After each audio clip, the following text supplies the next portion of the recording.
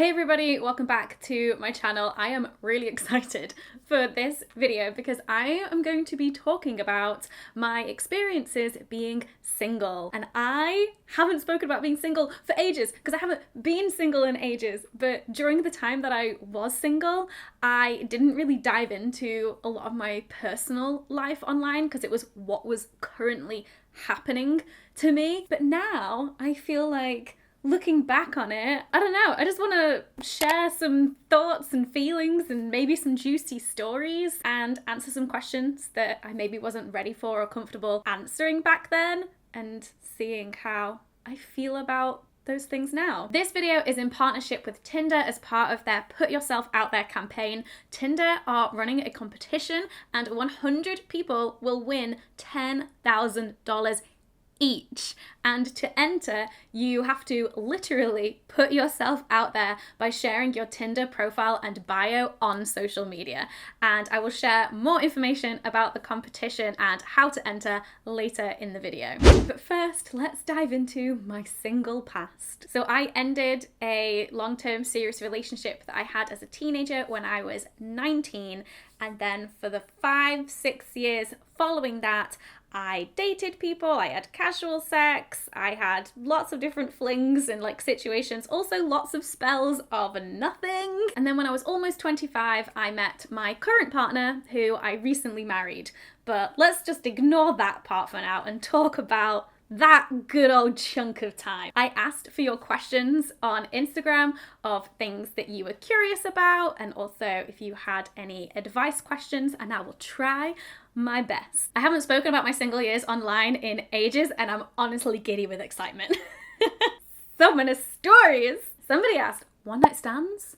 Walk of shame? Oh boy, I remember just being like, it's not a walk of shame, it's a stride of pride. Which is true because there is no shame in having one night stands. But yes, I did have quite a few one night stands and several walks of shame, but not shameful. I had several non-shameful walks of shame. I also had a train of shame. I also had a New Year's Day tram of shame, and I've had a plane of shame.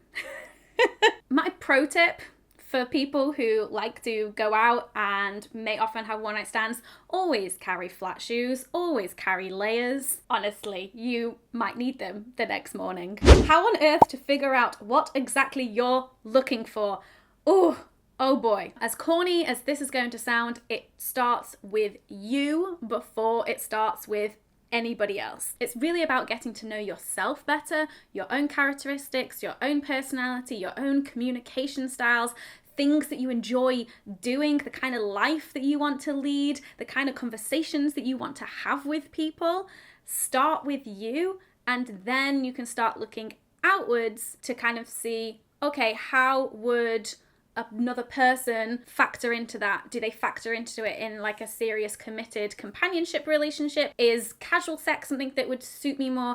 Is non-monogamy something that would suit me more? It really starts with you. And the better you get to know yourself, the more likely you'll be able to put yourself out there in a way that attracts the right kind of people for what you want and what you need and what's going to bring joy to your life. And that's what Tinder's Put Yourself Out There campaign is all about. It's about discovering your authentic self. And I know how corny that also sounds, your authentic self.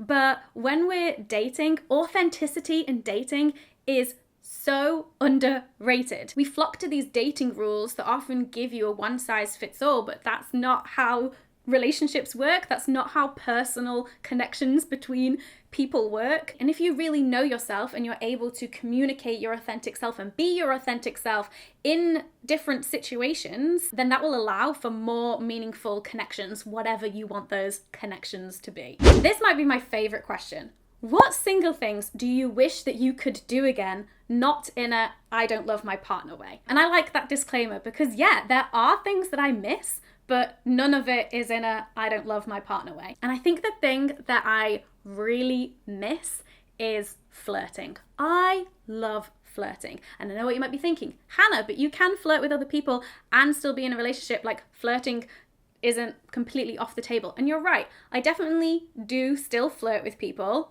I enjoy that, but it is a little bit more tricky because I do have to rein myself in. I have to make it really clear that I have a partner and that I'm monogamous and not looking for anything, because I don't want to mess people around, obviously, but I do just want to enjoy a bit of like sparring. That's kind of like how I feel about flirting. It's just like a really fun back and forth that both people are like enjoying the dynamic of, and there's no expectations there for it to go anywhere else, because in my case, you flirt with me, it's not going to go anywhere else. We're just going to have a really fun, flirtatious interaction. It was actually this year that I realized how much I miss flirting, and I think that's because of COVID and the pandemic and lockdown. I haven't actually been able to like meet new people and do things and like scratch that flirting itch that I have. Another thing that I wish that I could still do is go on dates for the stories. Just for the stories. Debriefing with friends afterwards. So good.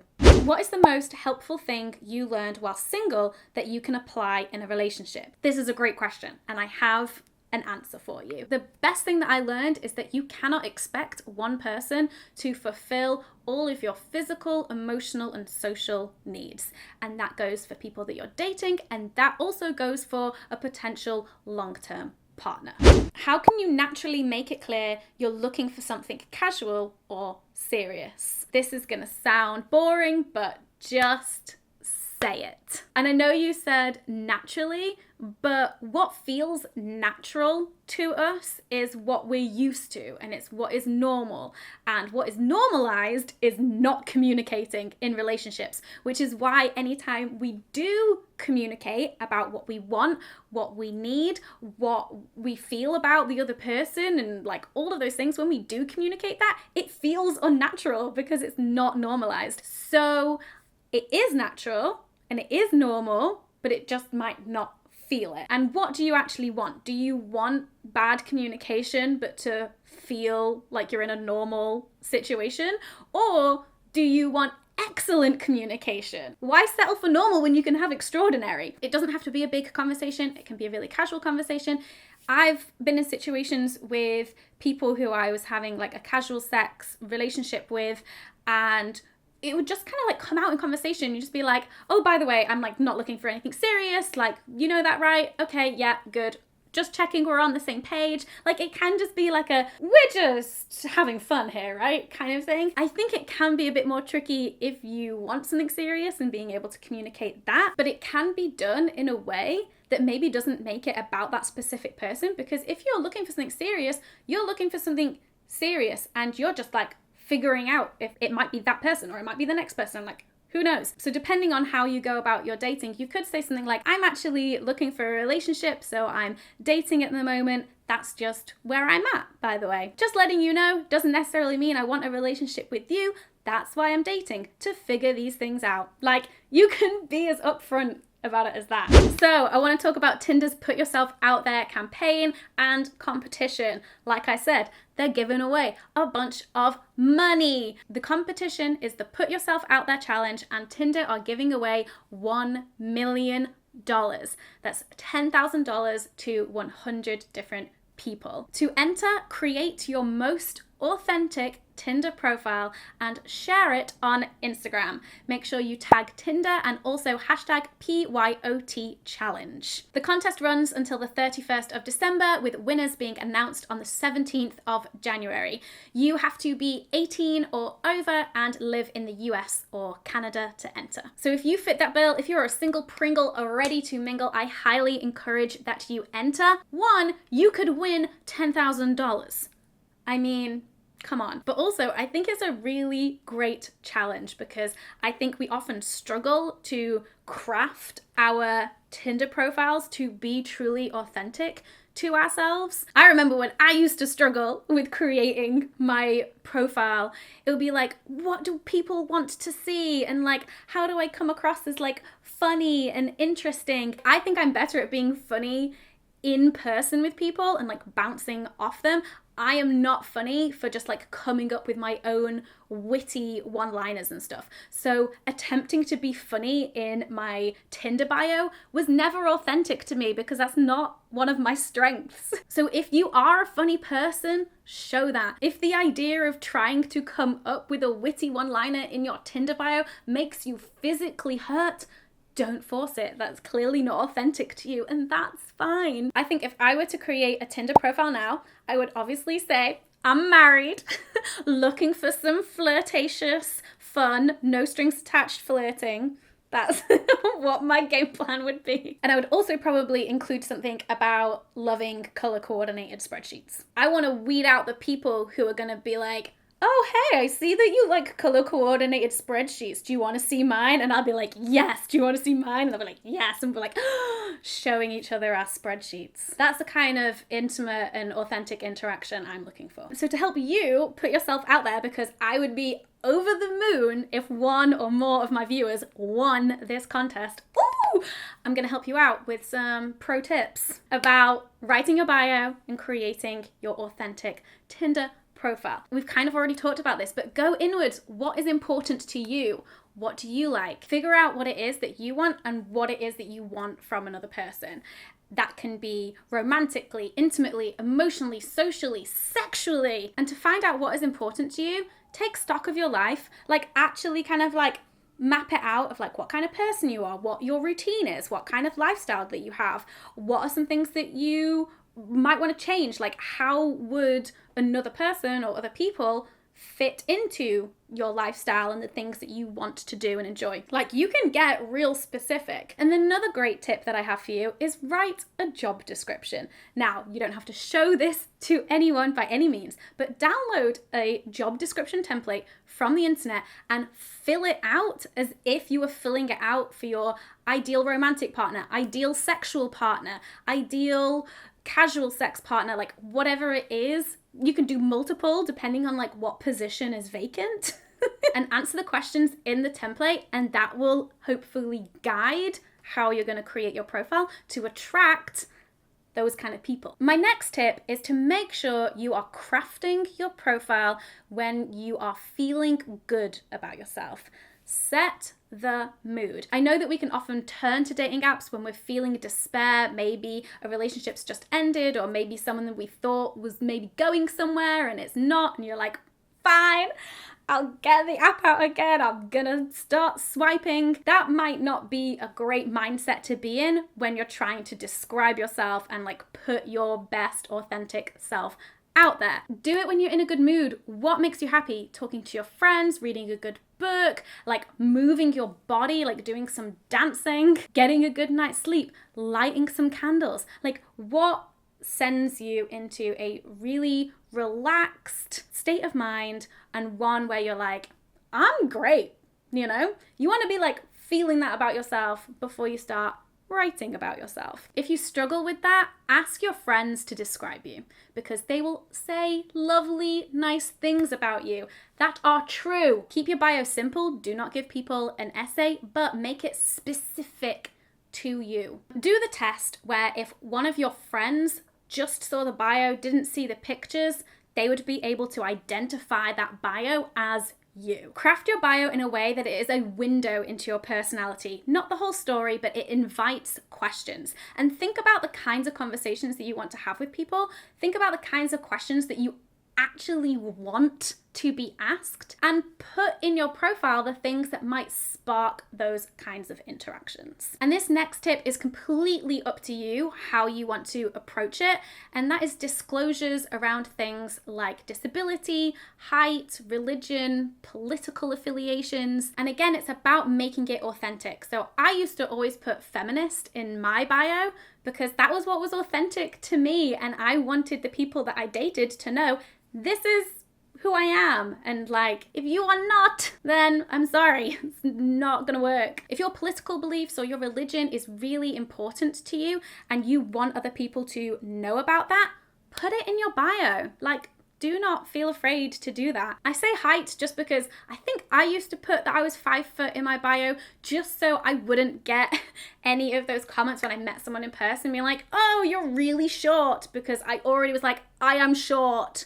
Like, just so you know, like, I am a tiny person. But I know that people can be really like weird and judgmental about height, so totally up to you if you want to disclose that. And then obviously with disability, totally up to you. Different disabled people have different approaches to whether they disclose or not, and especially if their disability is invisible and it's something that they would have to disclose. I had surgery to get my stoma bag when I was already in a relationship, so this isn't something that I've ever had to navigate personally, but I think, obviously I don't know, this is hypothetical, if I was single, I don't know if I would disclose it in my bio, but I would definitely mention it on a first date. And then with your photos, have one of you smiling, have a full body pic, have a photo of you doing a hobby, doing something that you enjoy, something that you want to be asked a question about. And again, show your friends your photos and ask, is this me? Does this look like me? So those are some of my tips for putting your authentic self out there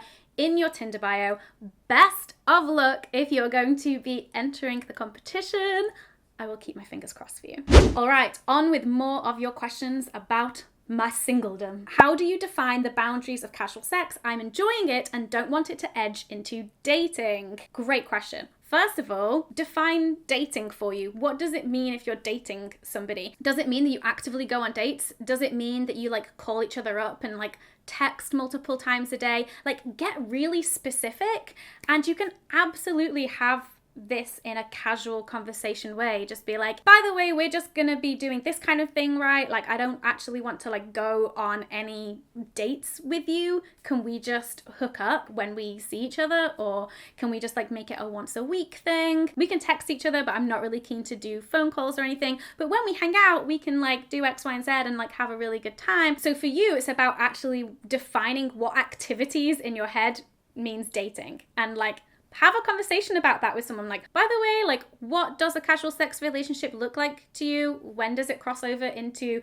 dating boundaries? Because your idea of where that line is will be different. So always good to have a conversation about it. What did you do for safety in terms of casual sex? Important question. So at the time, I was on the pill to protect myself from unintended pregnancy. I also used condoms all of the time. Condoms, condoms, condoms. I've only ever had sex without a condom in a committed relationship. And then also I would get regularly tested for STIs. I can't remember how often. It was somewhere between like every 6 months, or if I was just like, oh, I've had a few new sexual partners, I should probably get tested because I haven't been tested since like sleeping with those new people. And then there was also one time that somebody that I'd slept with like a couple of months ago texted me saying, oh, by the way, I've just been tested and it turns out I have chlamydia. I'm really sorry. And I was like, no worries, thanks for letting me know. And I went and got tested. I didn't have chlamydia because we used a condom, or I don't know if he had chlamydia at the time when we slept together. Who knows? So in terms of STIs and unintended pregnancy, those are the safety precautions that I took. In terms of other kinds of safety, I would tell my friends where I was going and who I was going with and give them their number, especially if it was somebody who I met off an app. I'd be like, this is their name, this is their phone number, this is where we're meeting. Here's a picture of their Tinder profile. Did you have sex on the first date? Great question, because our society, boy, does have a lot of rules and non-rules around this. Only have sex after date number 3, because if you have sex on date number 1, they won't take you seriously as a partner. And obviously these stereotypes are super gendered and also super cis heteronormative, but I think so. I definitely had sex with a lot of people upon the first time meeting them, but it might not have been a first date. I wasn't against having sex on the first date, but for me personally, oftentimes just like one date with someone wasn't enough, especially if I met them online. It wasn't enough for me to like build any kind of chemistry with them, or it just might be that I didn't fancy those individuals. I'm trying to think if I've ever had sex on a first date, and I'm like, I must have done at some point. On the double standards and social stigma topic though, somebody said, is body count that important? I hate the term body count. It literally means like dead bodies. No, those aren't people that you slept with. Like, people that you slept with are like full human beings who are going about their lives and just like living their best life and doing their own thing, and they are full human beings. I personally don't think the number of people that you have had sex with, whatever sex means to you, is important. I think what is important is each individual one of those connections that you had with people. Was it fun? Was it pleasurable? Were you kind and compassionate? Was it an enjoyable experience? People might have an individual preference for the number of people that they sleep with depending on their values around sex, and that's absolutely fine. I just think as long as you're not projecting that onto other people and making judgments and assumptions about other people depending on how many people they have slept with, you can have your own inner expectations for yourself without putting that on somebody else. I certainly never wanted people to judge me or think a certain thing about me because of my sexual behavior, and so I would never do that to somebody else. How did you keep single and not go running back to an ex for sex/comfort? Help a gal out. Oh my goodness, I feel this. I had my moments. I had my moments of vulnerability, my moments of insecurity, my moments of loneliness, and I would text maybe my most recent ex, my most recent person that I'd been seeing that I was like, oh, maybe I can relight this flame just for one night. Or maybe it would be someone from my past who I still hadn't moved on from, and there was underlying stuff there that I was not ready to let go of. Hannah, you should have let go of that shit years ago. I personally had to learn my lesson the hard way, which is sending the text in that state of emotional insecurity. It never came from a good place. It never came from a place of I'm feeling so wonderful and great about my life. I am so happy. I'm gonna reach back out to that person that I really used to care about and just check in with them and see how they are and have a lovely chat, and then that's it. No, it was always just I'm sad and miserable. Maybe this person will want to give me attention. And they never did. They never gave me that attention that I craved. And honestly, grateful for it, because I feel if I'd have reached out and they would have responded and I would have started to get into a pattern of, oh, well, if I'm feeling shit about myself, this person will always be there as a crux for me. No, thank you, person, for not responding to my desperate texts. Ooh, this is a great question. Did you ever get attached to someone who just wanted something casual / vice versa? Yes, both of those things. It hurts, both sides. On one side, you feel really guilty because the feelings aren't reciprocated, or you feel resentful because you're what we had was so good. Why did you have to go and catch feels? So there's guilt and resentment in that situation. And then if you're the one that's catching feelings and they're not, then it's just pain, heartbreak, heartache, or it's